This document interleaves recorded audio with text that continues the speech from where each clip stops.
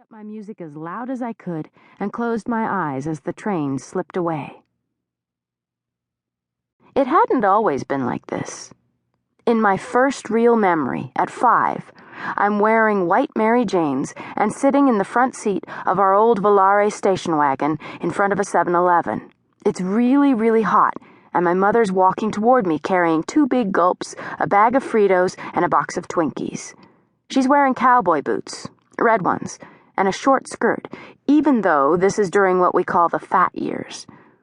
Being obese, she topped out at her worst at about 325 pounds, never stopped my mother from following fads. She opens the car door and tosses in the loot, the bag of Fritos banking off my leg and onto the floor. "Scoot over," she says, settling her large form in beside me. "We've still got half a day till Texas." The rest of my early memories are all of highway coming toward me from different landscapes. Flat, dry desert, thick Carolina pines, windy coastal roads framed by dunes. Only a few things stayed the same. My mother and I were both fat. It was usually not too far to the next place, and we were always together, us against the world.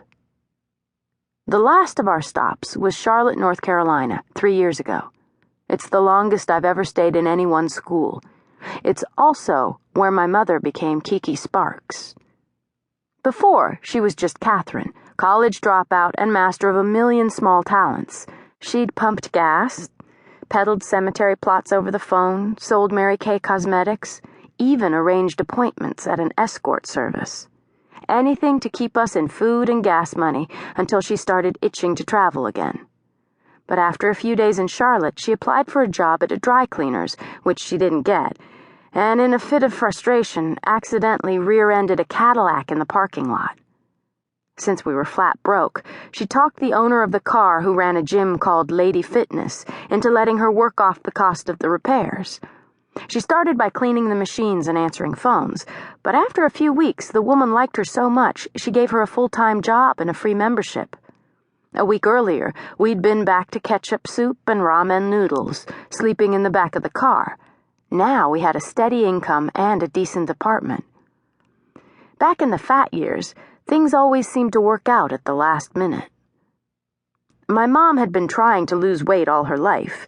At Lady Fitness, it actually started to happen. She'd always loved to dance, and she got hooked on aerobics, taking classes whenever she could fit them in. After a week or 2, she started dragging me with her. It was kind of embarrassing. She was super enthusiastic, the one voice you could hear above all the rest. All 300 pounds of her touch-stepping and heel-toeing, clapping her hands and singing along to the music. The instructors, however, loved her. After a few months, one of them started helping her prepare for the certification test so she could teach her own classes. When she passed, she became the heaviest and most popular instructor in the history of Lady Fitness.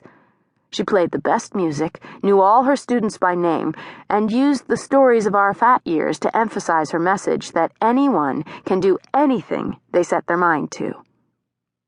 By the time we'd been in Charlotte 2 years, my mother had lost 160 pounds, with me shedding 45.5 right beside her.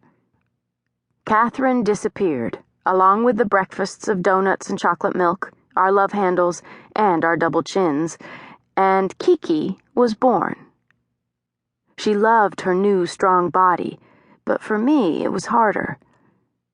Even though I'd been teased all my life, I'd always taken a small, strange comfort in my folds of fat, the fact that I could grab myself at the waist. The weight was like a force field, shielding me as I was plopped into one new school after another, food being my only comfort through the long afternoons while my mother was working. Now, almost 50 pounds lighter, I had nothing left to hide behind.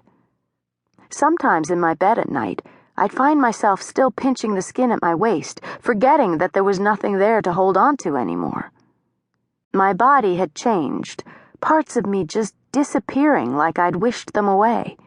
I had cheekbones, muscles, a flat stomach, clear skin, just like my mother.